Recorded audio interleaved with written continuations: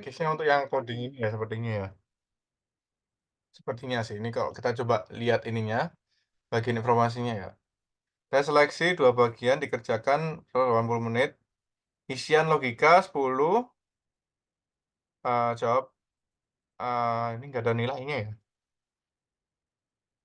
angka tanpa satuan. Untuk yang, B bagian coding 5 cerita, ada 2 soal isian seperti bagian A. Nah ini kalau kalian bisa untuk 2 soal isian, at least diisi. Minimal lah, seminimal mungkin di bagian B yang coding, itu kan ada ini ya, isian ini ya. Nah ini loh, ini at least kalian isi untuk jawabannya. Soalnya kemungkinan besar ini yang gampang-gampang di sini. Bahkan ya kalau di anunya, dibandingkan sama soal isian yang pertama, yang sebelumnya ini jauh lebih gampang, kalau menurutku, untuk soal-soal isian di sini. Nah, untuk bobotnya aku kurang ini ya, kurang tahu berapa, ini nggak ada tulisannya soalnya. Ada nggak sih, tulisan bobotnya? Ini 2 soal jawaban isian singkat, terus satu soal, ini ada 3 subtask. Oke, ujian close book mengerjakan soal sendiri tanpa bantu pihak lain. Memanfaatkan perangkat lain ataupun buku. Oke, nggak ada. Periksa kembali kelengkapan serta soal, ini nggak ada ya. Kenakan membawa tanda pengenal. Pensil pulpen menghapus ujian. Peralatan elektronik tidak ada. Melakukan bla bla bla. Boleh digunakan coretan, tapi tidak boleh lepas dari bundel. Tidak boleh dibawa pulang. Oke. Ya nggak ada ininya, nggak ada terkait nilainya ya. Nilai atau bobotnya. Cuman ya minimal seminimal mungkin yang ini ya, 2 isian singkat at least yang ada di soal pemrograman itu dijawab. Meskipun kita nggak bisa menjawab programnya, at least untuk 2 soal isian singkat ini dijawab. Nah, kalau semisal kalian ngerasa bahwasanya 2 soal ini udah bisa dijawab, terus kalian mau nyoba, ngisi semua yang isian singkat, boleh.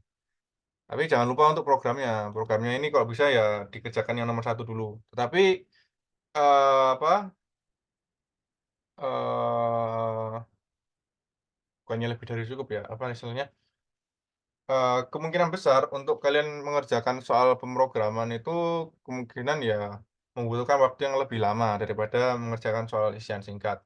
Karena ya kalau kalian bikin program ya kan harus, yang ada namanya testing, ya kan kalian ngetes programnya gimana Kak caranya Kak?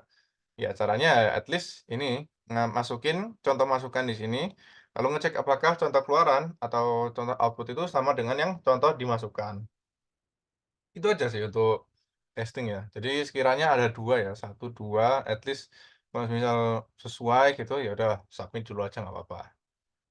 Tuh, jangan terlalu terlena pada suatu soal, kita alihkan, apa ya, fokus kita kalau misal udah selesai, sekiranya selesai ya udah ganti ke soal yang lain gitu, itu ya. Oke, ya itu intermezzo aja ya buat persiapan kalian kurang lebih. Ini udah ada Rehan sama Nabil ya? Ya, oke ya. Kalau semisal mau tanya-tanya tips and trick lagi ya juga nggak apa-apa. Kalau, apa ya, biasanya untuk tips and tricks itu lebih ke kayak persiapannya aja sih. Ini kan tanggal kalian untuk OSN kan, kalau nggak salah minggu depan kan ya? Minggu depan, aku lupa tanggal berapa. Ya mungkin 2 3 hari sebelum OSN itu pastikan tidurnya cukup, itu yang pertama. Tidurnya cukup, ya at least, berapa ya, 7,5 jam sampai 9 jam ya. Itu ada ininya, apa, ada sainsnya ya, 7,5 jam sampai dengan 9 jam. Sainsnya apa, Kak, apa, di balik tidur selama ini, Kak. Nah, setiap kali 90 menit, setiap 90 menit kita tidur, itu otak kita ini ada yang namanya semacam siklus seperti ini, teman-teman. Apa ya istilahnya, level tingkat kesadaran gitu loh. Ini siklus seperti ini akan berulang selama 90 menit. Ketika contoh kalian coba tidur selama 34 atau 45 menit, biasanya ketika kalian bangun itu rasanya kan kayak capek gitu ya, capek ataupun apa ya, masih pusing dan lain-lain ya. Kenapa? Karena di tengah-tengah siklus ini kalian potong durasi kalian untuk tidurnya. Nah, itu aku agak lupa nama teorinya apa, tetapi setiap 90 menit itu siklus tidur kita itu akan, mutar terus-menerus. Lalu kok kenapa sweet spot-nya ini antara 7,5 jam sampai 9 jam, karena ya kalau aku sendiri biasanya, aku ngerasa untuk tidur itu minimal biasanya itu 8 jam atau 9 jam gitu ya. Ya nggak apa-apa menyesuaikan itu aja, daripada kalian kurang tidur, begadang, persiapan untuk OSP gitu kan ya, mending kalian, eee, apa, eee, save your energy, menyimpan energi kalian untuk ketika benar-benar mengerjakan OSP tersebut. Terus 2 hari 3 hari sebelum ujian selain tidur itu, terus makan ya, terkait makanan, pedes-pedes itu harap, di anu dulu, dihindari dulu ya. Karena, waktu ketika kalian ke toilet kan akan mengurangi itu ya, waktu kalian mengerjakan dan ketika kalian kebelet juga fokusnya itu pasti akan kemana mana. Nah, oh ya karena ini kalian udah nggak puasa ya kan, dulu OSK kan masih puasa ya. Pas kalian nggak puasa ya ini, buat paginya jangan lupa minum kopi. Kalau dulu kan seingetku ini ya, pas ngerjain OSP ini kita nginep ya, biasanya kalau nggak salah aku dulu nginep. Kalau di Jatim itu dulu itu di Malang di Batu sama di Surabaya. Nah itu, ya ini dikasih tempat penginapan, sarapan dan lain-lain, ya paginya jangan lupa ngopi, dan biasanya itu kalau aku dulu matematika itu bawa jajan itu bisa, bawa jajan 1 kresek itu bisa masuk itu. Soalnya yang diperbolehkan kalau jajan dulu, tapi kalau di sini nggak bisa ya. Ini membawa tanda pengenal, tulis, pensil, bolpen, pulpen, dan lain-lain ya. Jadi untuk jajan-jajan ini sepertinya nggak bisa. Kecuali jajan yang udah disediakan seingatku ya. Tapi ya tergantung lagi. Itu tips and tricks. Terus terkait waktu pengerjaan, kalian ada waktu sebanyak 3 jam teman-teman. Jadi alokasikan waktunya sebaik mungkin. Ya kalau bisa untuk isian singkat ini jangan terlena ya. Jangan terlalu lama di isian singkat, ya at least kalian kasih waktu, coba kerjakan dulu 3 sampai 5 menit. Semisal kalian ngerasa nggak bisa, ya udah kalian ganti ke next pertanyaan atau, kalau bisa yang ini, isian singkat yang bagian ini pemrograman. Itu bukan bisa dipastikan gampang ya, cuman menurutku lebih mudah daripada isian singkat yang di sini, itu. Terus kalau semisal 3 sampai 5 menit ini, kayak masih tetap nggak bisa ngerjain soal isian, kalian bisa coba saja, coba untuk mengerjakan yang pemrograman. Ini justru yang jangan kalian lewatkan karena dominan, nilai itu ada di sini. Coba aja dulu, eee, ya kasih waktu 10 menit lah. Kalau 10 menit kalian stuck, barulah kalian coba kembali ke isian singkat, tuh. 10 menit stuck, ganti ganti gitulah.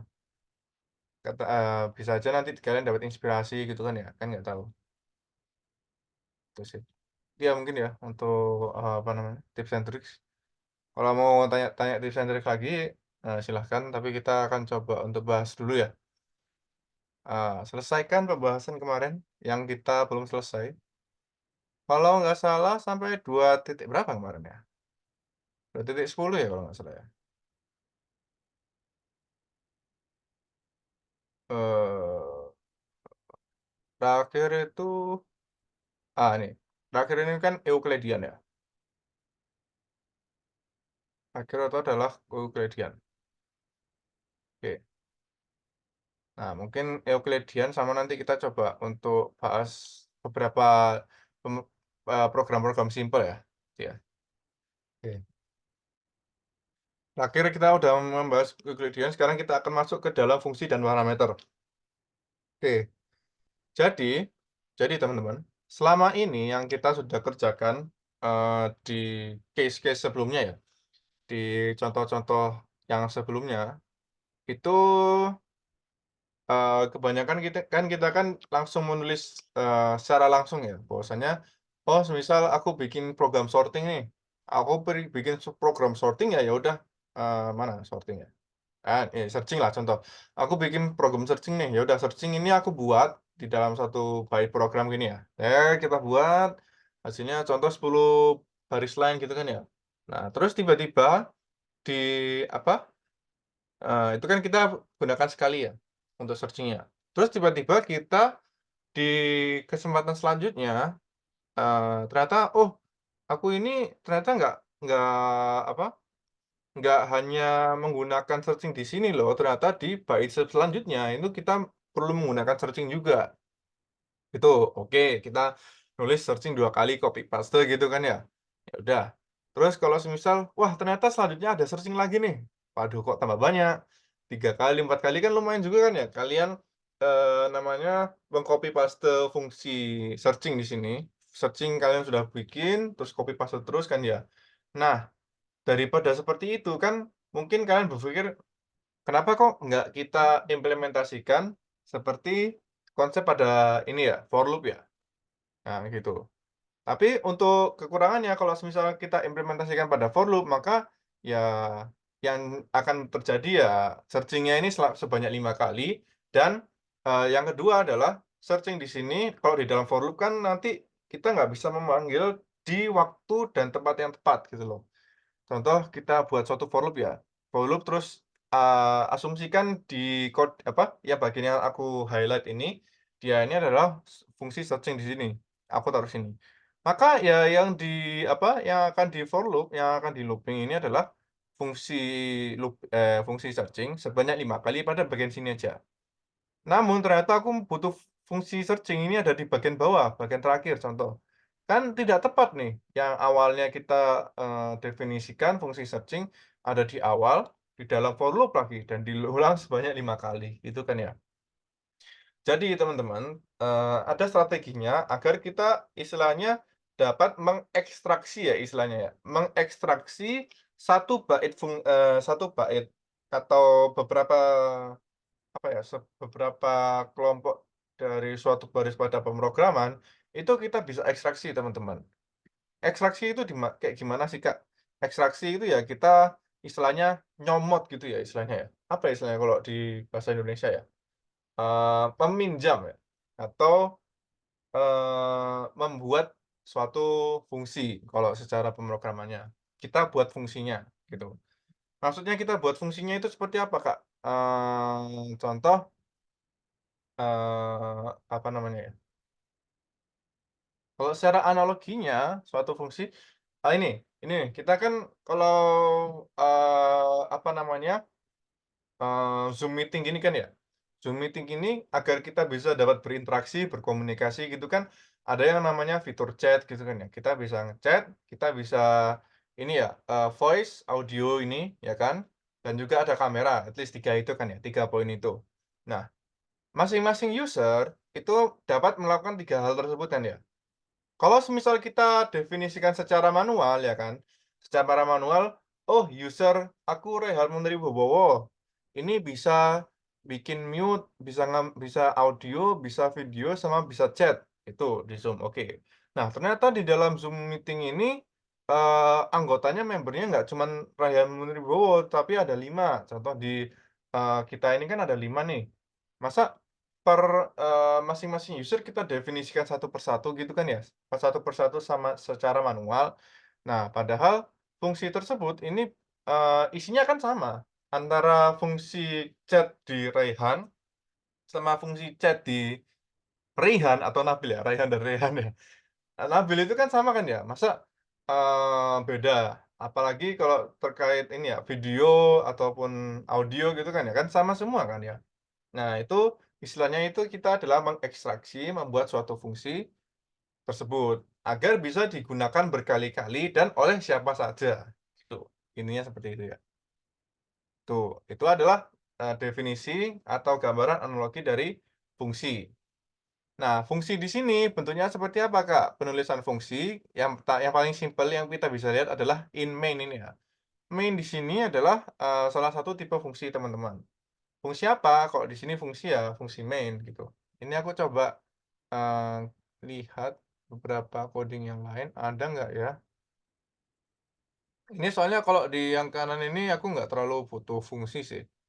Sebenarnya kalau nggak pakai fungsi ya nggak apa-apa, cuman ya kalian harus definisikan satu persatu teman-teman. Maksudnya ya kalau sekarang kita lagi butuh sorting, ya udah kita definisikan sorting lagi, ya harus copy paste kayak gitu, gitu sih. Kelemahannya ya kalian harus copy paste, kelebihannya kalian nggak perlu bingung terkait, handling datanya. Handling data seperti apa, Kak? Nah, nanti kita akan bahas lagi, gitu ya, terkait handling data. Aku akan cari fungsi, mana ya? Nggak ada ya? Kebanyakan di sini aku nggak terlalu, nggak pakai fungsi sih. Nah, ini contoh ini ya, ini contoh fungsi ya, teman-teman. Atau kemarin kita kan juga sempet ini ya, sempet pakai juga, sempet bikin juga untuk fungsi. Kurang lebih seperti ini. Kalau di coding ini, di coding aku udah buat ini, kita membuat suatu fungsi yang namanya adalah void test. Nah, void itu apa, Kak? Void masih ingat kemarin? Void adalah tipe data yang akan mengembalikan mengembalikan apa, teman-teman? Masih ingat nggak? Tipe data. Ayo. Dari Rehan atau Nabil? Void masih ingat nggak? Void adalah tetetet. Coba. Waduh, kok Rehan ini live.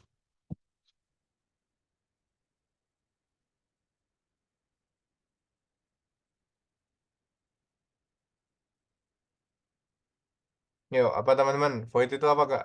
Nah, ayo.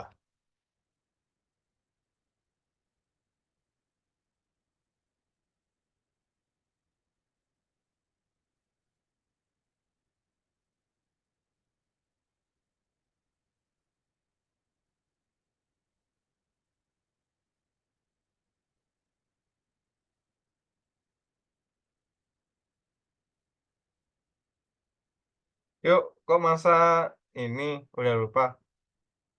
Kan baru kemarin ini kita belajar tipe data. Nah, ya benar, pengembalian fungsinya. Ya, benar. Jadi, void di sini adalah tipe pengembalian fungsinya.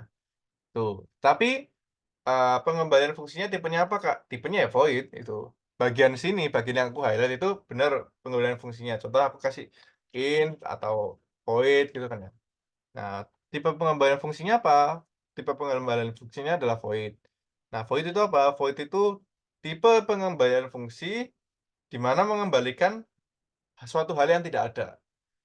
Nah, jadi dia akan mengembalikan kosong. Jadi benar-benar kayak kosong, nggak akan mengembalikan apa-apa. Keuntungan dari void dalam kita mendefinisikan suatu fungsi, di sini, ini kita bisa langsung panggil. Maksudnya langsung panggil, kita tidak perlu mengalokasikan, void ini di suatu variabel. Ini contoh aku ini ya, contoh aku run dulu ya.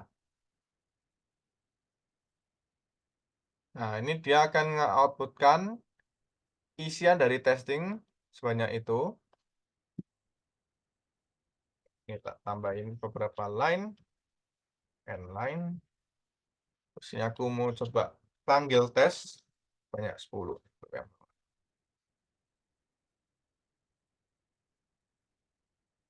Nah, ini kita akan muncul banyak 10 kali. Oke.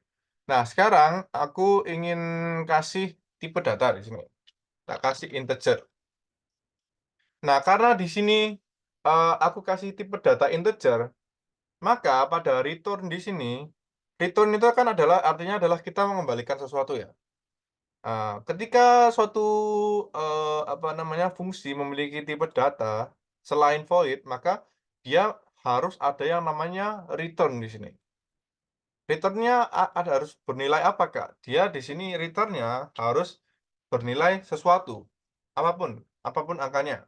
Entah nol ataupun satu ataupun kalian mau, apa, mengembalikan variabel, yang sudah dideklarasikan di dalam fungsi tersebut, itu bisa.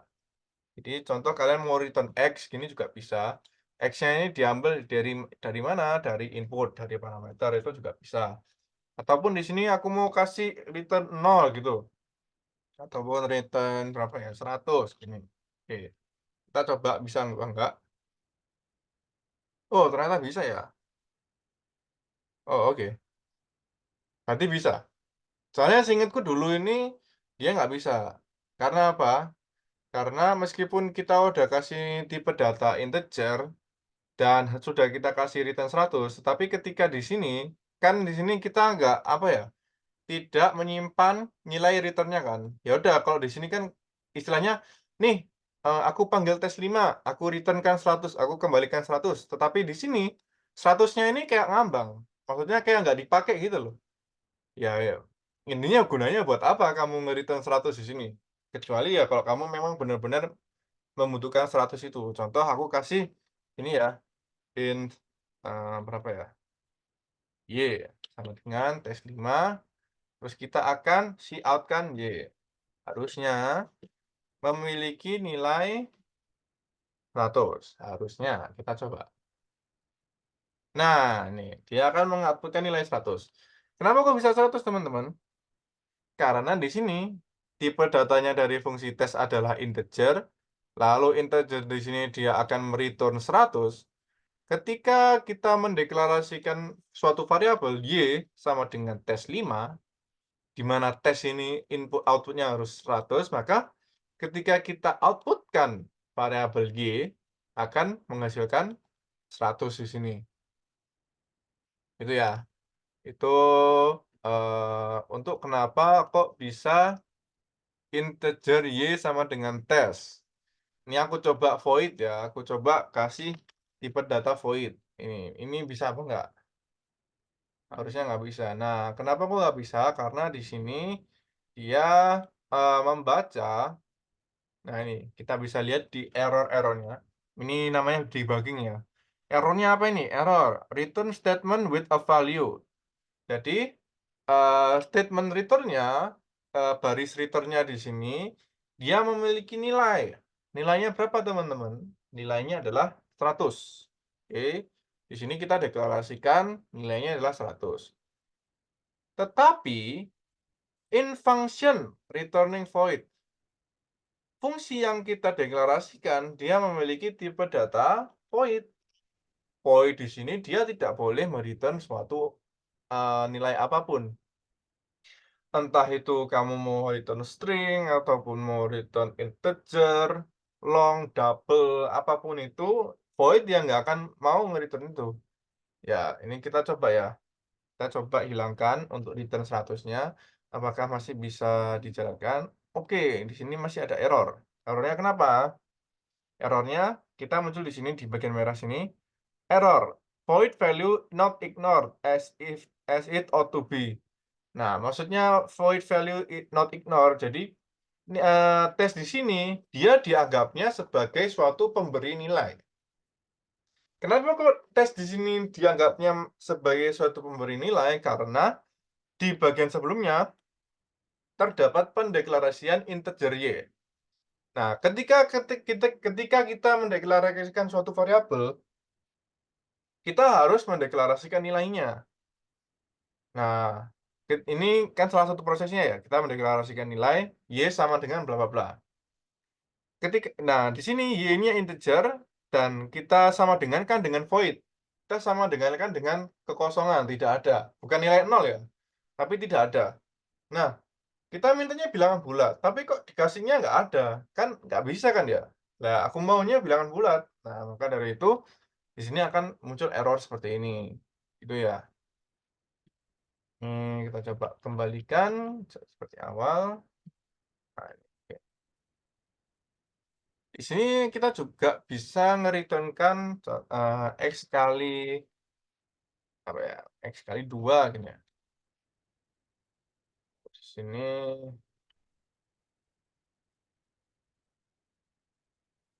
aku deklarasikan Z, di sininya 10 gini ya. Z, oke. Nah, ini kok nggak muncul? Loh. Nah, ini. Kadang-kadang ngebug di sini, nggak muncul di sini ya. Oke, di sini, ini nggak ada spasinya ya. Ya udah nggak apa-apa. Di sini kita, panggil tes sebanyak 2 kali. Untuk tes yang pertama, kita simpan di variabel y. Lalu di variabel ini kita outputkan ya kan, si out Y. Lalu untuk yang bawah, variabel Z, kita mendeklarasikan variabel Z dengan apa? Dengan tes 10, di mana nanti akan hasilnya adalah 20. Kenapa kok hasilnya bisa 10 dan 20, Kak? Karena di sini dia yang pertama, nilai yang akan dikeluarkan adalah X kali 2. X ini adalah berapa? X ini adalah parameternya, suatu hal yang dibutuhkan dari fungsi. Kalau nggak ada parameter, ini aku coba hapus ya, yang 5. Maka dia akan mengabulkan error lagi. Kenapa kok bisa error? Karena error, too few argument in function. Nah, tidak ada argumen atau tidak ada objek yang dimasukkan pada fungsi tersebut. Di mana fungsi fungsi tes ini dia itu membutuhkan satu argumen. Argumennya apa, teman-teman? Argumennya adalah argumen X yang bertipe integer, gitu kan ya. Kalau semisal di sini kita masukkan string, maka dia akan error lagi. Oh. Oh, ini nggak error karena ini ya, apa namanya, string ini dia dibacanya sebagai ASCII. Eee, Berapa ini ya? STRING.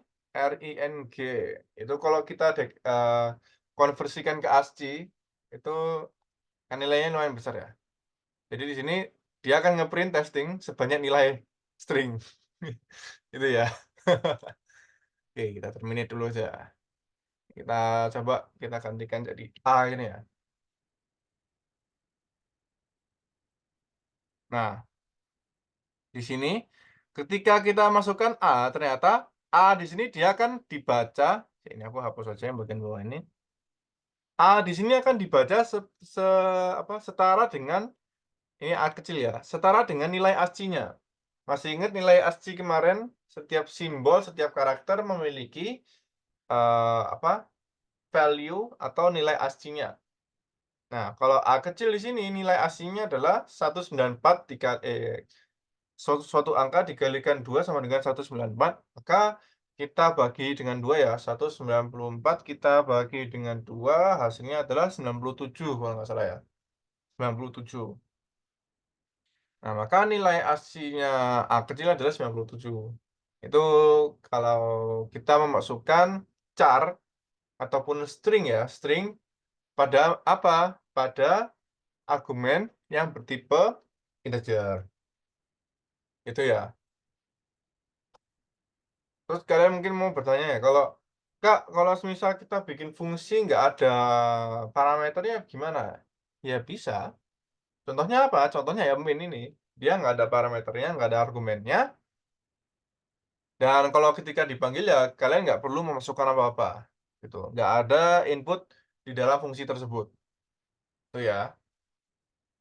Sebenarnya untuk for di sini juga termasuk dalam suatu tipe fungsi. Fungsi apa namanya? Fungsinya ya fungsi for. Parameternya apa? Parameternya adalah yang di dalam sini, 3 argumen ini ya. Argumen pertama yang bagian kiri, yang tengah, dan yang kanan. Itu untuk for. Itu. Istilahnya kita membuat fungsi, eee, kalau di sini ya, kalau di sini ini, for ini kan fungsi yang sudah dideklarasikan. Dengan kita membuat fungsi ini, kita bisa membuat suatu hal yang setara dengan for loop. Wah, keren nggak sih? Jadi kalau for loop kan ini, wah aku mau melakukan for loop, langsung aja kita panggil fungsi for loop. Nah, di sini kalau contoh aku mau bikin program Fibonacci, ya udah, argumentasi atau pemikiran dari Fibonacci ini dideklarasikan dalam suatu fungsi. Contoh di sini ya. Nah, ini yang aku deklarasikan pada suatu fungsi, fungsinya namanya apa? Fungsinya namanya Fibonacci dengan parameter apa? Parameter indeks. Oke, parameter indeks. Lalu di sini aku deklarasikan apa? Deklarasikan array F sebanyak apa? Sebanyak indeks plus 1. Kapasitasnya adalah indeks plus 1. Lalu untuk F1 dan F2, digit 1 dan digit 2 memiliki nilai 1 dan 1. ya kan. Lalu ini aku mulai untuk looping untuk mendeklarasikan bilangan Fibonacci-nya. Untuk F1, F2 karena sudah ada nilai, maka kita cek ketika if X sama dengan Y besar sama dengan F3, 3. Maka F3 sama dengan Fx min 1, F2 plus Fx min 2, F1. 3 sama F3 sama dengan 1 plus 1 sama dengan 2, dan seterusnya. Itu untuk Fibonacci kan, masih ingat ya? Indeks bilangan ke X sama dengan indeks bilangan sebelumnya plus sebelumnya min 2, gitu. Nah, terus di sini ketika aku mau panggil Fibonacci, ya udah tinggal dipanggil aja. Kita bisa gunakan Fibonacci sebanyak apapun di sini. Nah, itu ya, untuk Fibonacci.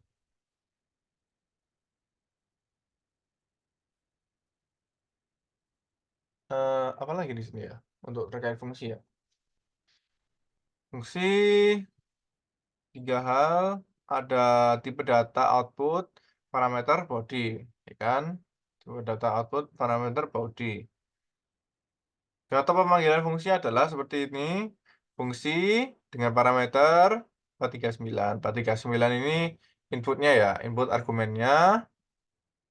Variabel X, ini tadi dia hanya bisa, oh ya, variabel X ini hanya bisa diakses indeks di sini sebagai inputannya. Hanya bisa diakses pada fungsi ini aja. Ketika di main, aku coba akses indeks ya. Contoh, cout index. Dia nggak akan bisa, teman-teman. Nah, dia akan error. Kenapa kok dia error, teman-teman? Karena indeks di sini ini digunakan sebagai inputannya yang ada di fungsi Fibonacci. Istilahnya ya udah indeks karena dia dideklarasikan di dalam Fibonacci, ya yang di luar Fibonacci nggak akan bisa ngakses.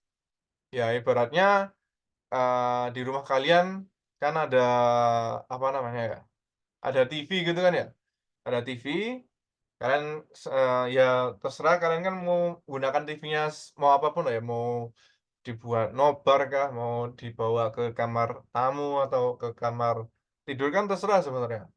Nah, terus itu kan TV kalian di rumah kalian. Apakah boleh orang lain dari rumah lain gitu kan ya, untuk menggunakan TV kalian secara semerta-merta ya, terserah mereka gitu kan nggak akan mungkin kan ya. Pastinya kan harus ya izin dulu lah, mau pinjam gitu dan lain-lain kan ya.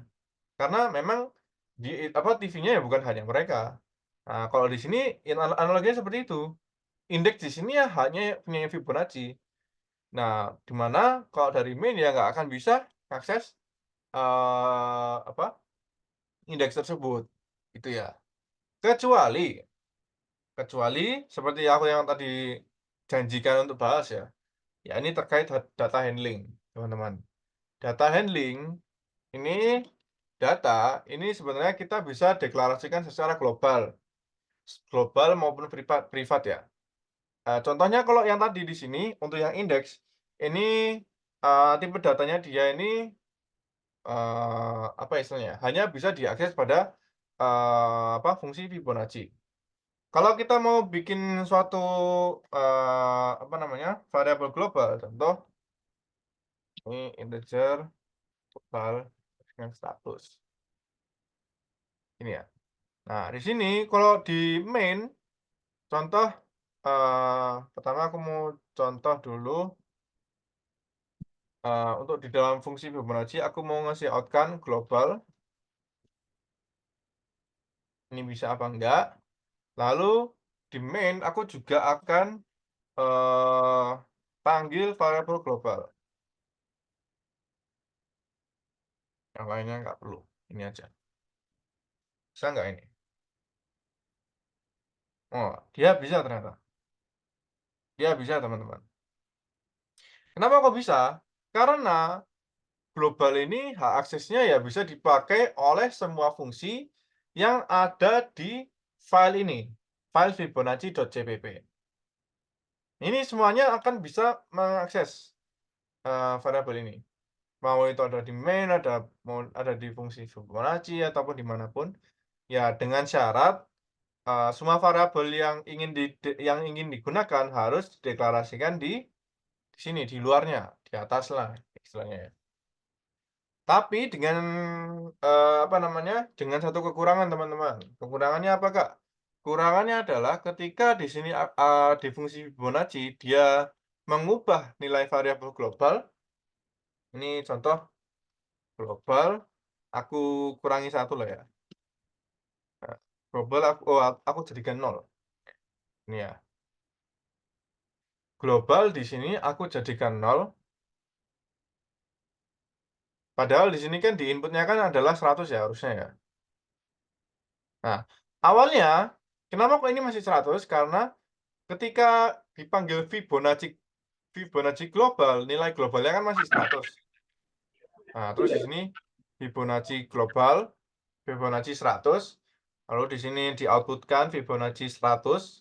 Nah, ketika sudah di-output-kan Fibonacci sebanyak 100, barulah di sini kita global, kita sama dengan kan 0. Dan ketika global di sini di out-kan lagi, dia akan menghasilkan 0.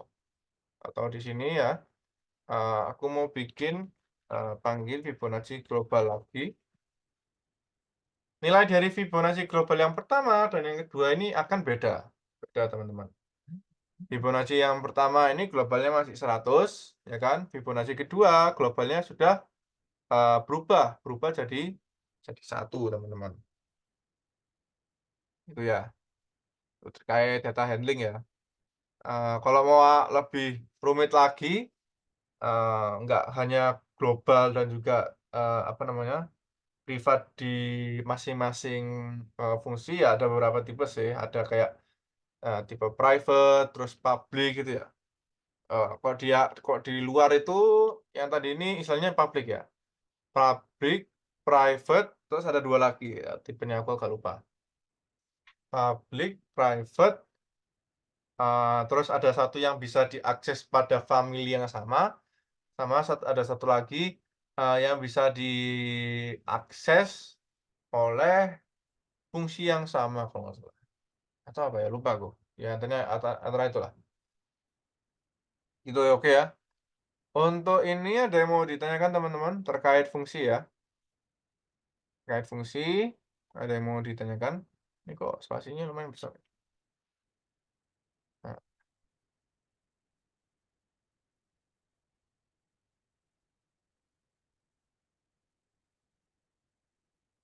Nah, ini nih. Ada private, ada public. Oh, ini kelas ya? Oke, nanti kita akan bahas tentang kelas ya. Untuk ini ada yang mau ditanyakan terkait apa aja tadi ya? Terkait fungsi ya? Fungsi, parameter, terus data handling.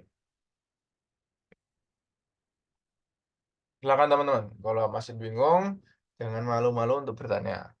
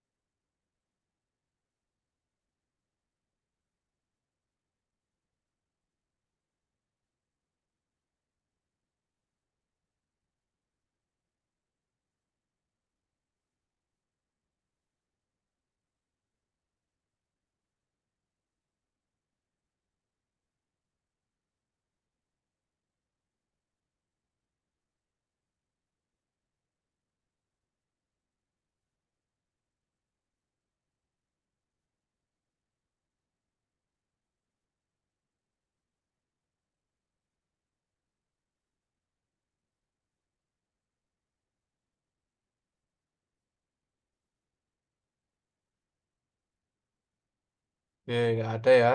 Dan udah paham semuanya, oke. Sekarang kita akan lanjut ke, ya bisa dibilang bagian terakhir ya. Bagian terakhir ini, adalah kelas ya. Oke. Mmm,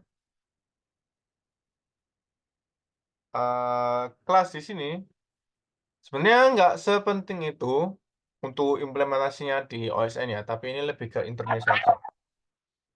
Kelas di sini adalah, istilahnya kita membuat suatu objek, teman-teman. Sebelumnya kan kita sudah belajar terkait, data ya, data, variabel gitu kan ya. Terus di sini kita bisa bikin fungsi-fungsi gitu kan ya. Oke, analoginya seperti ini, kelas itu seperti apa? Tadi kan aku udah sempat analogikan terkait fungsi-fungsi yang ada di Zoom ya.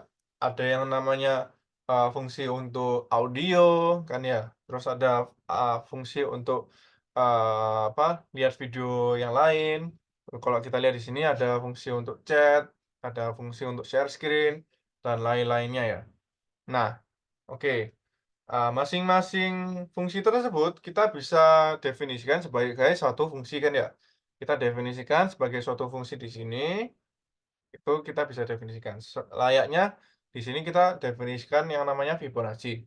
Nah, apa namanya, objek atau kelas di sini kita bisa permisalkan seperti user, teman-teman. User di sini, user yang ada di Zoom kita ini, ya Raihan, terus Raihan, Torik, lalu Nabil ya, itu adalah user.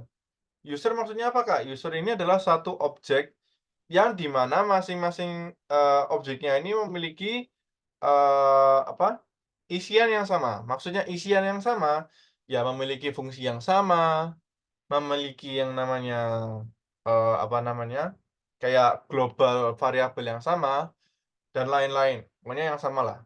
Kita bungkus yang namanya, sebagai menjadi suatu objek. Kenapa kok kita bungkus menjadi suatu objek, teman-teman? Karena dapat mempermudah ketika kita ingin menambahkan, objek baru ataupun, ya objek baru ke dalam Zoom meeting ini. Contoh nanti semisal si Isa atau ya Isa ya, kalau contoh Isa nanti join, nanti kan dia istilahnya di Zoom meeting ini ada objek baru, namanya objek Isa. Objek ISA ini, berdasar dari kelas apa? Ya dari kelas user, di mana di kelas user ada fungsi audio, fungsi untuk ngerekord, video, ada fungsi chat, dan lain-lain. Itu ya, itu untuk, objek. Nah, ini objek itu istilahnya ke depannya nanti akan sangat penting kalau kalian akan belajar tentang pemrograman secara mendalam ya. Kenapa kok akan sangat penting? Karena apa namanya ya, semua hal dalam pemrograman ke depannya itu, istilahnya bisa digambarkan sebagai suatu objek, object base ya. Nah itu, eee, apa, nanti akan secara nggak langsung lebih mudah dalam pemrograman kalian ke depannya, kalau misal kalian ahli di objek, pengendalian objek ya, bukan pengendalian elemen avatar ya, bukan ya. Pengendalian objek, itu nanti kalian akan sangat membantu. Kenapa kok sangat membantu? Karena salah satunya tadi, kalian nggak perlu mendefinisikan berkali-kali, banyak kali, ketika suatu hal, suatu fungsi, ataupun suatu perkumpulan fungsi, satu perkumpulan, variabel, itu muncul berkali-kali. Nah, kalau muncul berkali-kali, maka akan lebih baik dibungkus suatu objek. Nah, dibungkus suatu objek, nah ketika kita butuh, apa namanya, yang namanya objek tersebut, ya udah tinggal dipanggil aja. Kita butuh baru, kita deklarasikan baru. Kita butuh ini, kita langsung panggil aja, itu lebih enak.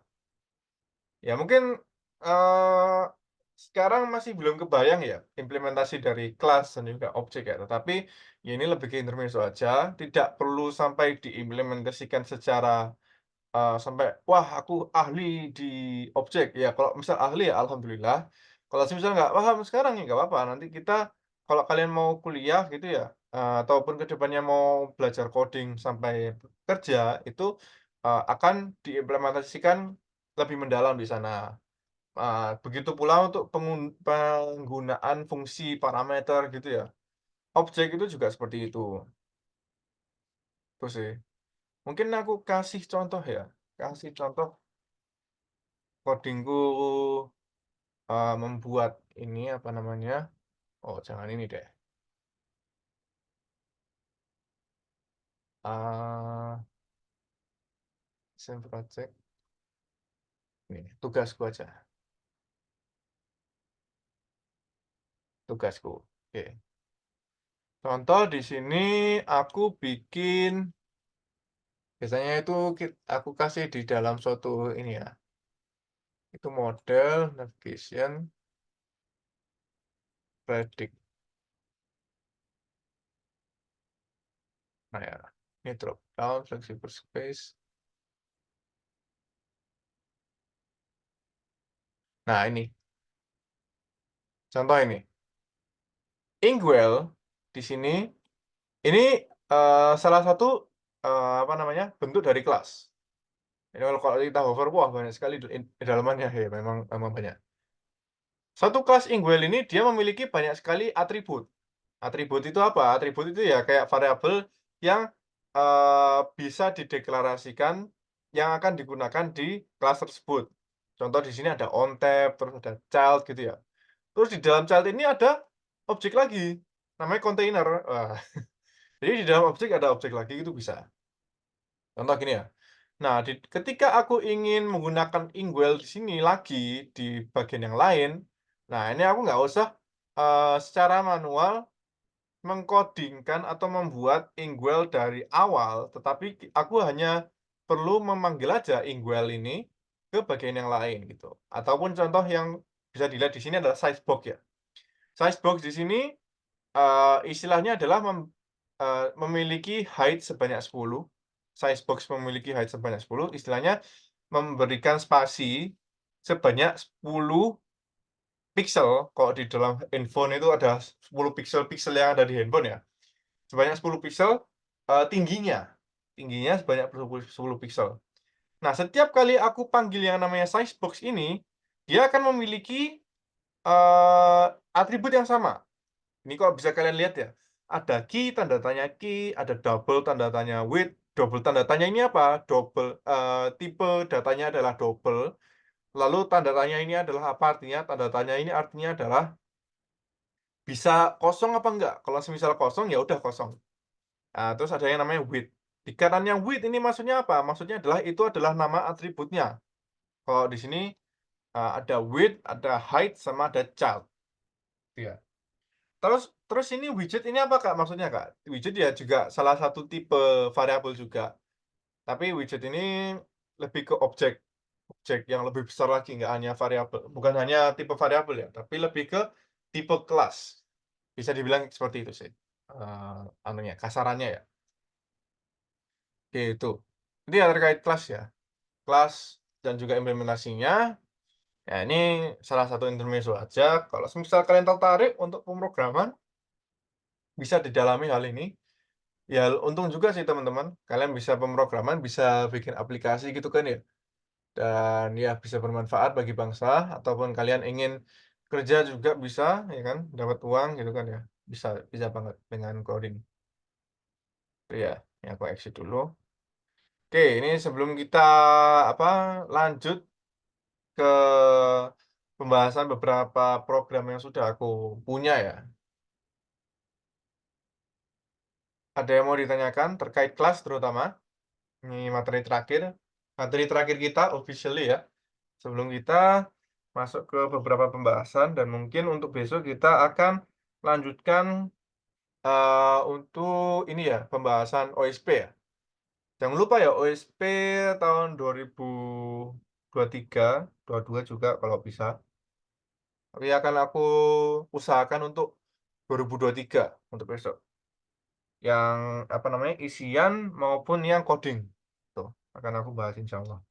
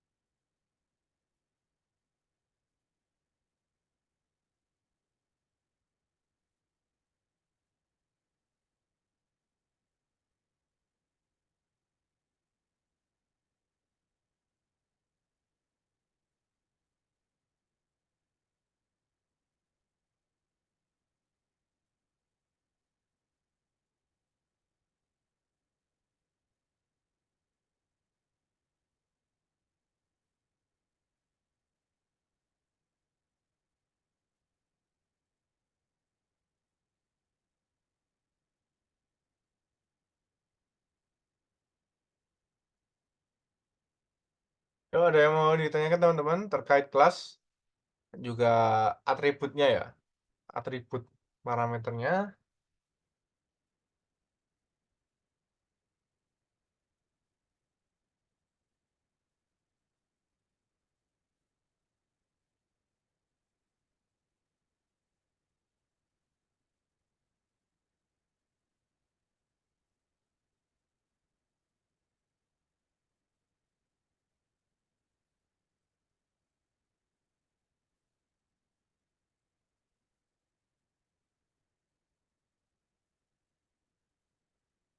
Oke, belum ada ya.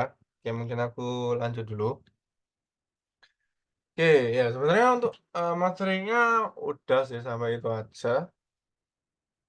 Nih kalau kalian mau ada apa pertanyaan terkait materi-materi yang lain juga boleh. Tapi mungkin untuk sementara akan aku kasih lihat beberapa coding yang aku sudah buat ya, yang terkaitan dengan OSP ya. Ini untuk Fibonacci kan udah aku kasih tahu tadi ya.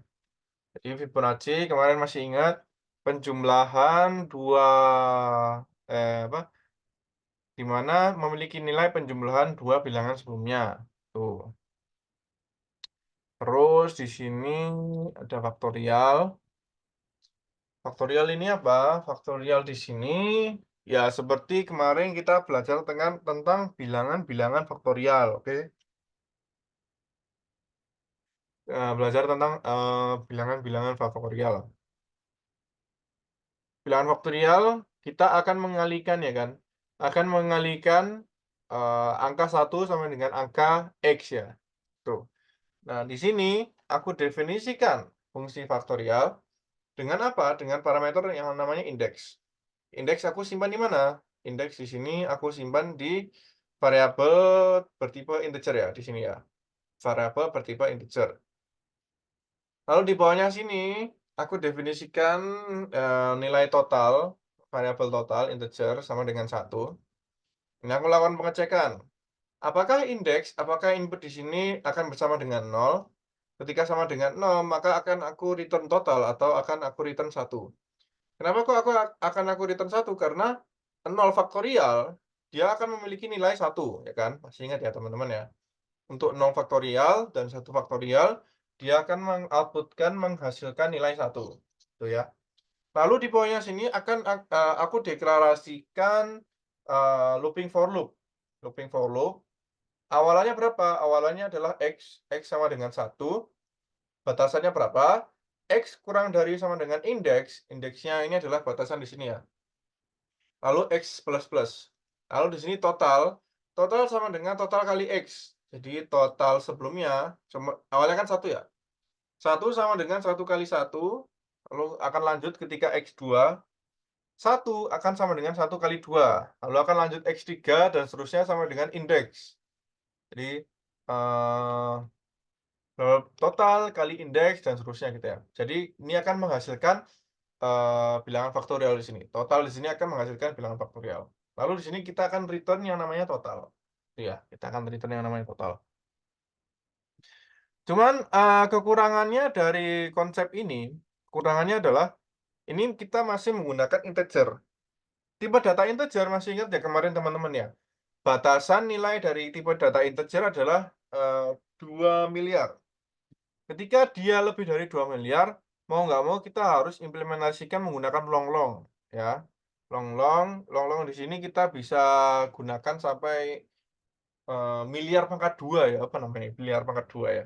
Ya pokoknya lebih panjang lah, tuh. Lalu di sini kemarin kita juga sudah belajar terkait kombinasi dan juga permutasi ya. Di sini aku iseng-iseng juga buat program, untuk permutasi dan juga kombinasi. Nah, untuk permutasi, kan karena sebelumnya kita sudah mendefinisikan untuk faktorial ya, faktorial sudah kita definisikan, sekarang kita tinggal jadi ketika kita mau mengimplementasikan pada permutasi dan kombinasi, kita tinggal panggil saja fungsi faktorial itu. Permutasi N dan R ya, jangan lupa ya, masih ingat ya, NPR, integer total sama dengan faktorial N faktorial untuk yang atas, kita bagi dengan berapa? N min R faktorial ya. Ini akan menghasilkan permutasi. Nah, untuk kombinasi sama juga, tapi NCR eee, jadi total sama dengan n faktorial akan dibagi dengan, r faktorial dikali n min r faktorial gitu ya. Tuh hasilnya. Oke, lalu di sini ini kita coba di main contoh kombinasi. Nah, di sini kalau kita mau ngerjain soal kombinasi di sini ya juga bisa aja, teman-teman. Kita tinggal kalkulasikan, masukan, kita tinggal panggil aja, mau butuh kombinasi ataupun permutasi gitu kan ya. Kombinasi maupun permutasi kita panggil, ya sesuaikan dengan soal, ya udah bisa bisa kita dapat jawabannya, itu ya. Tuh, ya ini mungkin terkait faktorial juga ya, faktorial dan kombinatorika. Kalau ada yang mau review, minta review juga nggak apa-apa, aku silahkan. Ini untuk codingan ini yang sudah aku tunjukkan, ada yang mau ditanyakan teman-teman? Atau masih bingung, "Oh Kak, ini gunanya baris ini sampai ini untuk apa Kak?" Ini, mungkin kalau mau tanya itu juga bisa. Silahkan, monggo. Aku kasih kesempatan untuk bertanya.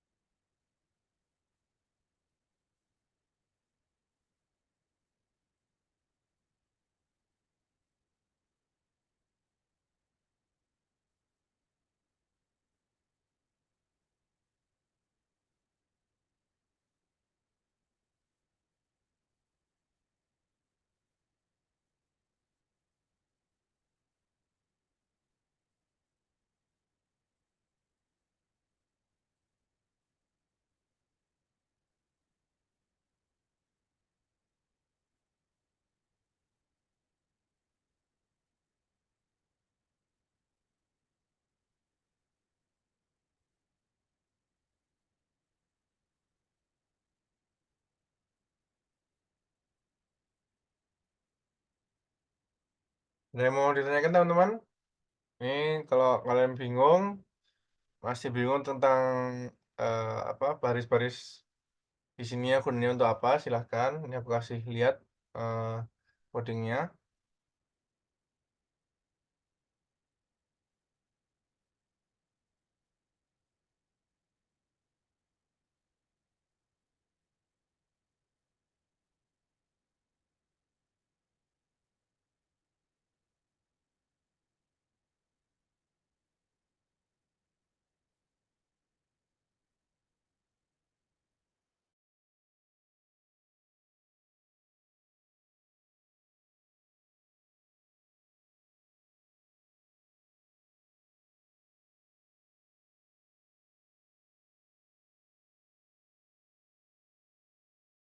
Oke, di sini Nabil bertanya ya, berarti program yang kita jalankan itu, Kak, balik lagi dengan materi yang kita pelajari kemarin. Kayak misal tentang permutasi dan kombinasi, berarti kita masukkan rumus materi tersebut. Nah, benar banget. Itu benar banget yang ditanyakan oleh Nabil. Jadi, istilahnya, program di sini, bahasa pemrograman itu hanya sekedar bahasa saja, teman-teman. Ini cuma bahasa aja. Tetapi logik ilmu yang kita implementasikan pada soal, itu balik lagi dengan materi yang kita sudah pelajari kemarin, di bab satu ya. Jadi full, sebenarnya, materi yang sudah kita pelajari, itu kita bisa implementasikan di berbagai macam soal-soal pemrograman di OSP, gitu ya. Tinggal kita pinter-pinter aja mau pakai, bagian ilmu yang mana. Itu ada 2 hal ya, kita mau pakai, ilmu yang mana, materi yang mana, dan yang kedua adalah bagaimana kita mengimplementasikan ilmu yang kita sudah miliki ke dalam bahasa pemrograman tadi, gitu ya. Itu, jadi, apa, benar banget yang ditanyakan oleh Nabil ya. Kita di sini kita jalankan, buatkan program itu sesuai dengan yang kita pelajari kemarin di materi. Ya, kembali lagi juga sih dengan soal apakah butuh dibuatnya, program seperti ini atau tidak. Yang apa, contoh di sini kan aku kan contoh membuat program faktorial aja ya. Ya nggak semua soal butuh yang namanya program faktorial, nggak butuh yang namanya permutasi dan kombinasi. Kembali lagi juga dengan soal. Contoh kalau di soal butuh, "Oh aku butuh, kalkulasi FPB maupun KPK." Ya udah aku bikin program untuk kalkulasi FPB dan maupun KPK. Gitu aja sih. Ini ya untuk nampil ya. Jadi barangkali untuk teman-teman yang lain juga mau tanya juga, oke. Thank you ya Nabil ya, udah bertanya. Kalau ada yang mau tanya lagi juga boleh. Nih kalau enggak aku akan lanjut ke ini ya, ke nyoba nyoba-nyoba ngerjain soal-soal OSP yang program. Ini masih progres. Jadi mungkin kalau kalian mau lihat aku bagaimana ngerjainnya nanti juga bisa. Oke, mungkin mungkin lanjut dulu aja ya. Oke. Ini aku akan coba bikin file baru ya. Jadi biasanya kalau aku ngerjain soal ya gini aja sih. OSP. Oh ya, kalau mau kasih nama ke file, ini aku nggak rekomen ya ini. Penamaan file yang jelek banget. Jadi biasanya kalau di ini ya, di namanya di kantor ya, di kantorku biasanya. Contoh ini kalau kamu ngasih nama kepada file, contoh file program gini, kamu kasih nama OSP, contoh underscore, underscore 2023 3 underscore bagian B ya kan, underscore nomor berapa, nomor 2 dot cpp. Nah, ini biasakan kalau format penamaan ini seperti ini. Begitu pula untuk variabel juga ya. Meskipun kalian ngerasa, waduh Kak, kalau misal aku kasih nama variabel, contoh panjangannya Fibonacci gitu kan ya. Ya tadi ini jangan ditiru juga sih. Kayak F ini apa anjir? Nggak tahu kan ya. Orang ngeliat, kok apa ini maksudnya F? Nah ini kalau lebih mending, lebih bagus kalau kalian kasih nama itu nama yang lengkap dan jelas, di mana ketika orang lain baca itu juga paham gitu. Itu ya. Ini kita akan coba untuk ngerjain contoh program yang B. Ini soal yang mana? Loh kok oh ini, oke. Yang satu sudah, yang dua kita kembali yang kedua. Oke, kita lihat dulu. Ini semoga ini ya, lihat ya. Dan mungkin kalau akan ada ide-ide dalam mengerjaannya juga monggo, aku persilakan juga kita bahas bareng. Ini nggak bisa tak? Oh ini bisa bisa. Kanan. Oke. Deskripsi cerita masa pertumbuhan. Pohon kelapa pada dengklek sedang mengalami masa pertumbuhan. Masa pertumbuhan berlangsung dari 0 hari ke 0 sampai dengan hari ke N. Pada akhir hari 0, tinggi pohon kelapa adalah M satuan. Pada awal masing-masing hari, hari ke D ini lebih besar dari 0, tinggi pohon kelapa sama dengan K satuan lebih tinggi dari tingginya pada akhir hari D-1. Oke, sebanyak K satuan ya.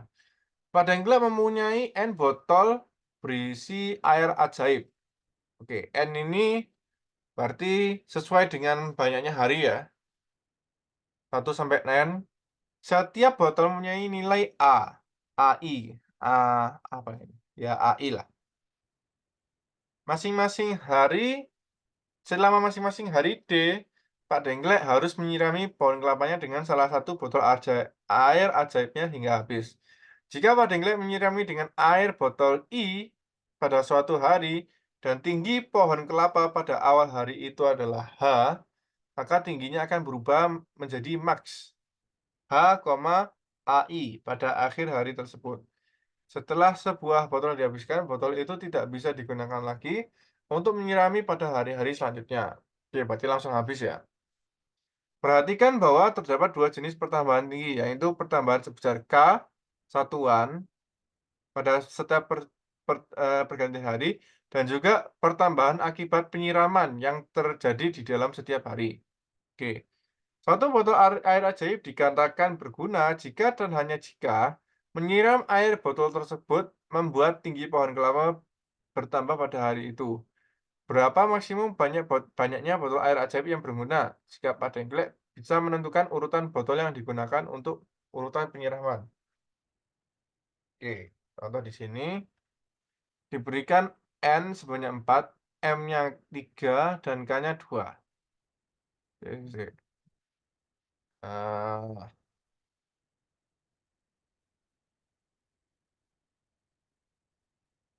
Jika Padengkle menyirami dengan air dari botol I, memiliki nilai AI. AI ini berapa? Setiap botol memiliki nilai AI. Padengkle harus menyirami kelapanya, salah satunya air ajaib. Jika Padengkle menyirami air botol dari botol I pada suatu hari dan tinggi pohon kelapanya pada awal hari itu adalah H, maka tingginya akan berubah menjadi max H, I. Max H, I ini maksudnya apa? Mungkin ini ya, kalau aku lihat dari sini antara H dan juga I, ini yang mana yang paling besar dan akan diambil, kalau menurutku ya. Ya, kalau menurutku seperti itu sih ya.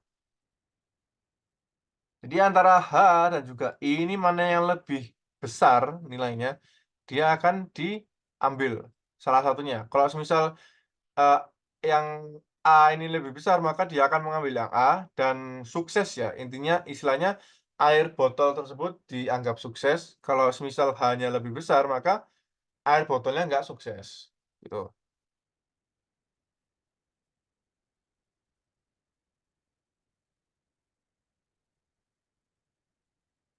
Oke, di sini N-nya ada 4 ya, berarti ada 4 hari dan ada 4 botol, oke. M-nya ini apa? Tinggi pohon kelapa adalah M satuan. Oh, ini berarti awalnya adalah M ya? Pada awal hari masing-masing hari, pohon akan sama dengan K satuan, berarti dia akan menambahkan banyak K kan ya? Masih ingat kita, pakai aritmatika ya? Aritmatika, kalau di sini perbedaannya adalah K, nilai awalnya adalah 3, oke? Lalu, air botol dengan nilai 4 disiram pada hari ke-1, oke. Ketika hari ke-0 kan 3 ya, terus, pada hari ke-1, 3 plus 5 sama dengan 5. Nah, antara 5 dan 4 mana yang lebih besar? Kan 5 kan ya? Maka di sini airnya, air pada botol ke-1 yang nilai 4 dia akan gagal. Di sini aku kasih, tanda gagal, mana? Oh, gagal, oke. Lalu air botol nilai 9 siram pada hari kedua. Berarti 3 plus 2, tadi kan sebelumnya masih 5 ya, karena gagal maka totalnya masih tetap 5. 5 plus 2 kan 7. 7 apakah lebih besar dari 9? 9 tidak. 9 lebih besar dari 7. Ini aku ini aja deh, aku bandingkan. Apakah 4 lebih besar dari 5? Tidak kan ya? No. Apakah di sini 5 plus 2 7 ya? Apakah 9 lebih besar dari 7? 7, yes, oke. Karena yes, maka di sini dia akan ambil nilai yang lebih besar, yakni 9. Berarti yang ini sukses ya, ini sukses. Oke, di sini 9, 9 plus berapa? 9 plus 2, ya kan? 9 plus 2, 11. Apakah 10 lebih besar dari 11? Ya kan? No. Maka di sini gagal. Kita ambil 11 ya. Apakah 11 plus 2, 13 ya? Apakah 15 di sini lebih besar dari 13? Yes, maka dia di sini akan ini. Berapa botol ajaib yang berguna? Ada 2, totalnya pada hari kedua dan keempat, ya. Kita eh, ya lah. Aku scroll ke bawah, tak baca dari sini. Diberikan N sama dengan 4, M sama dengan 4, K sama dengan 1. Dengan nilai-nilai masing-masing botol air ajaib adalah 10, 6, 9, dan 11. Berapa maksimum banyaknya botol air ajaib yang berguna? Jika Pak Dengklek bisa menentukan urutan botol yang digunakan pada urutan penyiraman. Ya logikanya sih, kita mengurutkan kan ya. Kita antara ya mengurutkan dari awal ataupun kalau semisal mau benar-benar berguna, Mmm,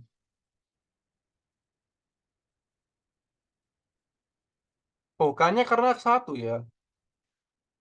Oh kalau K-nya satu ya mending diurutin dari awal aja sih. Oh ya kalau semisal setara gimana ya? Oke sik, kita coba case ya.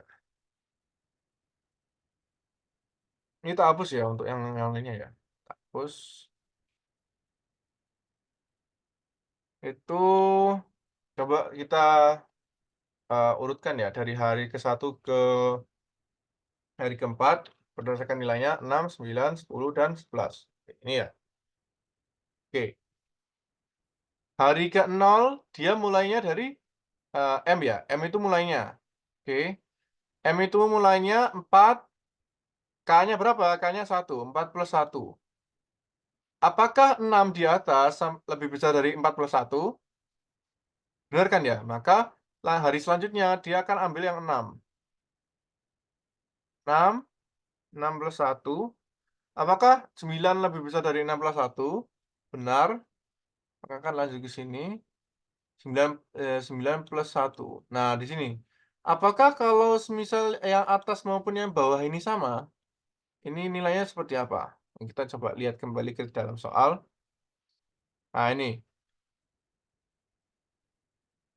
Pak, jika pada mengalami dan tinggi pada awal H, maka tingginya akan berubah menjadi pada akhir. Perhatikan bahwa dua jenis. Sebuah botol air ajaib dikatakan berguna jika dan hanya jika menyiram air botol tersebut membuat tinggi kelapa bertambah pada hari itu. Oh, berarti ini kan nggak bertambah nih. 10, 9 plus 1 dan 10 kan nggak bertambah nih. Maka di sini akan fail dia. Dia akan fail di sini. Lalu di sini sisanya yang di kiri ya. Berarti 10 plus 1 dan 11 dia akan fail lagi di sini. Ya itu. Ya, triknya sih kalau sementara yang aku pikirkan adalah kita harus mengurutkan yang namanya ini apa istilahnya ini? Nilai-nilai dari botolnya ya. Itu harus kita urutkan. Ya,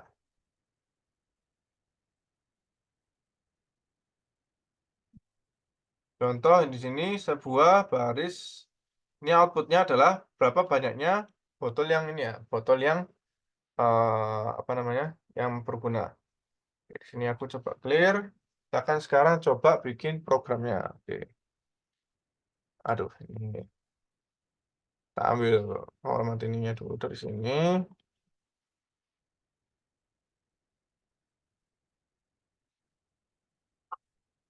Hmm. Awal mula ada N botol ajaib, M, K besarnya untuk setiap harinya, ya kan? Terus di sini kita sein M dan juga K. Lalu di sini kita deklarasikan array-nya ya. Array dari A. Array dari A ini kita gunakan integer aja deh. Integer, apakah integer ya? Kita lihat sini, A-nya sampai berapa? Sampai dengan 10 pangkat 9. 10 pangkat 9 itu kan 1 miliar. Maka masih bisa kita gunakan integer. A, batasannya berapa? A, di sini batasannya dari A ini sebanyak berapa? Sebanyak 100.000. Kenapa kok bisa 100.000 Kak? Karena N di sini sebanyak 100.000. N di sini digunakan sebagai banyaknya indeks botol air ajaib ya kan? Nah ini, banyaknya botol air ajaib dan juga banyaknya hari, ya kan? Di sini A 100.000, lalu di sini kita, definisikan for loop. Definisikan for loop untuk input, ini ya, untuk input, nilai keajaiban botolnya. Ini kita bisa menggunakan indeks mulai dari 0, indeks kurang dari N, indeks plus plus. Ya, aku tak taruh bawah ini. Terus ini kurung buka. Nah, ini kita akan sein. Sein apa? Sein kita akan simpan di array A pada indeks ya, oke, di sini. Oke. Nah, sekarang kita akan membuat semacam program aritmatika ya. Kurang lebih kita akan membuat program aritmatika. Nah, ini kita bisa menggunakan for loop lagi. For loop-nya dengan batasan berapa? Kita menggunakan indeks lagi. Batasannya adalah n, ya kan? Batasannya adalah n. Karena kita melakukan penjumlahan itu sebanyak n kali kan ya. M berarti di sini indeks kurang dari n.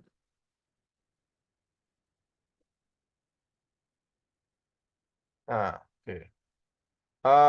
Mungkin di sini, oh ya, aku kasih buat variabel tinggi ya. Aku kasih variabel tinggi sementara gitu ya.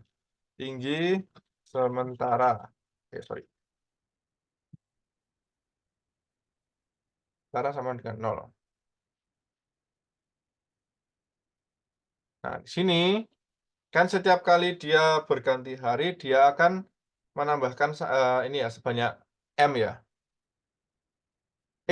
Tinggi sementara M sih, ya nggak sih? Nol dari M. Terus di sini, oh berarti langsung pakai M aja ya kayak gitu ya. Ya udah langsung pakai M aja kalau gitu. M dia akan plus sama dengan K, ya kan? Setiap harinya dia akan bertambah sebanyak K. Lalu di sini, oh ini sebuah baris. Oh ini kita harus urutkan dulu ya? Oh ya kita harus urutkan dulu nih teman-teman.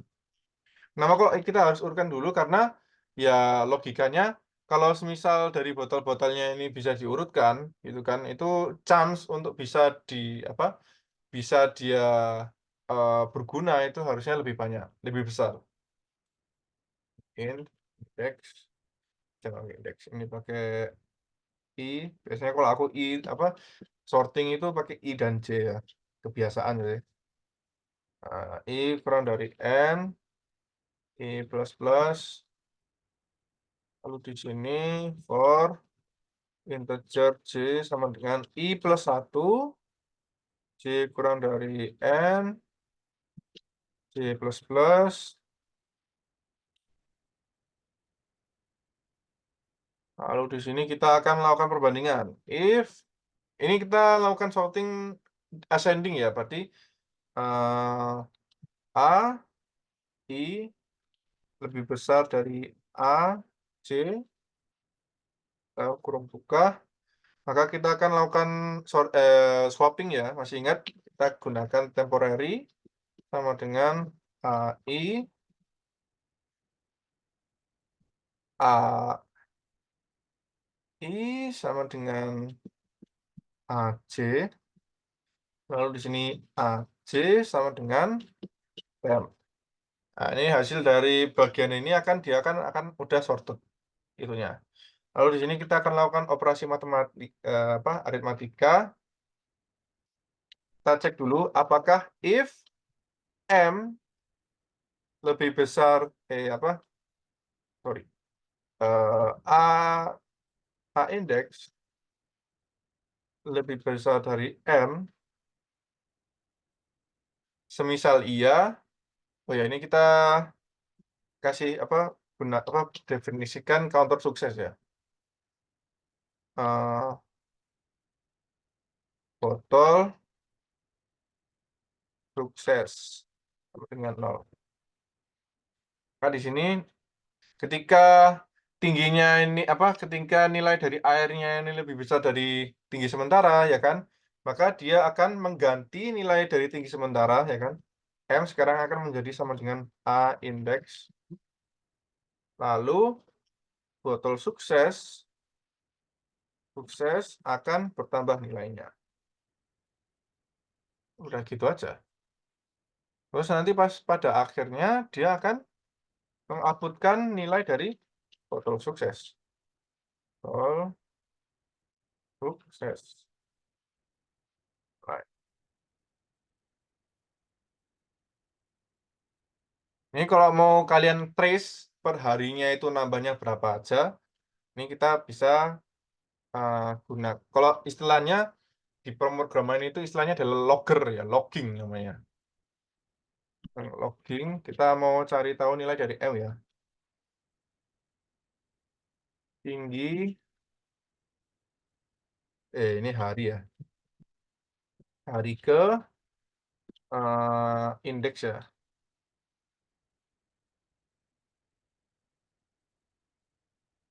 Terus di sini tinggi, ini nilainya adalah M, N line.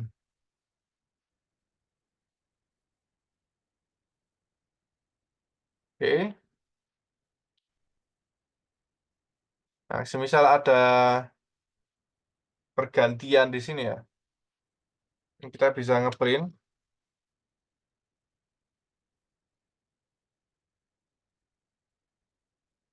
botol sukses.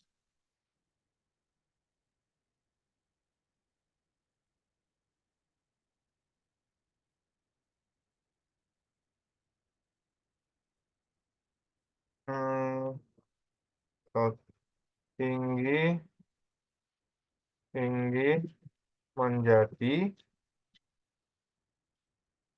hmm, apa ini? M yang baru ya, M yang baru. Koma, botol sukses.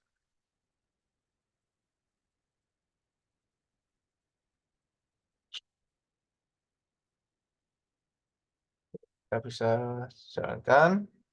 Jadi dengan kita menambahkan beberapa baris si out ini kita bisa ngetrace sebenarnya. Membantu kita ngetrace bagian mana yang salah. Ini udah jalan dah. Oh iya, udah jalan. Oke, sip.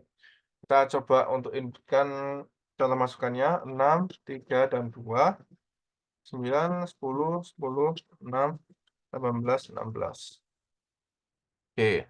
Nah, kita bisa lihat di hari pertama, ya kan, dia akan memiliki tinggi 5. Kenapa kok bisa 5? Karena M-nya awalnya kan 3, kita akan tambahkan dengan 2. Hasilnya kan 5. Lalu di sini 5 ini dia dibandingkan dengan ini hasil sorted. Oh, ini belum tak print ya. Oh iya, belum tak print ini. Nilai dari apa? Sorted terbarunya.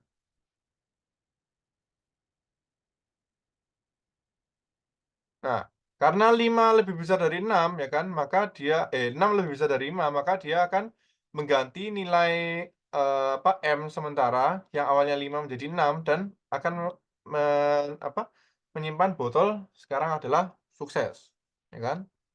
Botolnya sekarang sukses. Oke, sekarang untuk hari kedua tingginya 8, botolnya 9.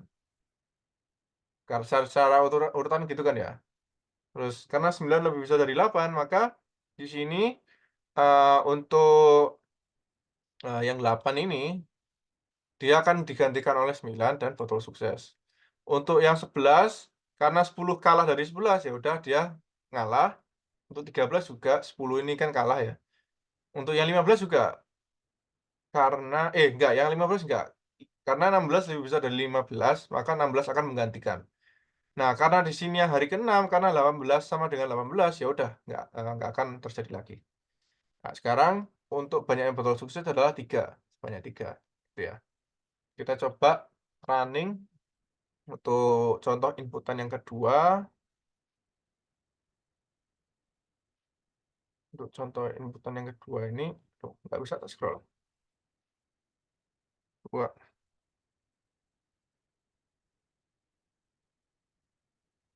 2, 65, 0, 2, 65. Nah, hasilnya dia akan 0. Kenapa kok 0? Ya karena di hari pertama dia tingginya sudah 65. Botolnya aja cuma 2. 2 kan pasti kalah sama 65, ya udah. Nah, terus masuk ke hari kedua, meskipun K-nya ini kelipatannya inputnya ini adalah 0, karena 65 sama dengan 65, maka tidak akan naik lagi, gitu ya. Oke, ini udah bisa ngerjain soal OSP. Wah. Oke. Kan nggak terlalu rumit kan ya sebenarnya kan ya? Ini yang pertama kita masukkan input, terus kita lakukan sorting dulu, lalu di sini kita, ya bikin program aritmatis simpel dikit gitulah. Ini untuk soal 2 ada yang mau ditanyakan teman-teman? Sebelum aku tutup dan kita lanjut besok ya. Oh ya untuk besok ini aku rencanakan kalau bisa jam 2-an ya. Kalau jam 1 nggak bisa ya jam 2. Nanti aku akan kabari lagi karena mungkin ya tapi alhamdulillahnya acaranya nggak sampai sore lah. Jadi bisa aku lanjut siangnya ya. Jadi biar kalian nggak malam-malam juga kan ya. Buat istirahat juga, aku juga istirahat gitu kan ya. Ya gimana teman-teman ada yang mau ditanyakan?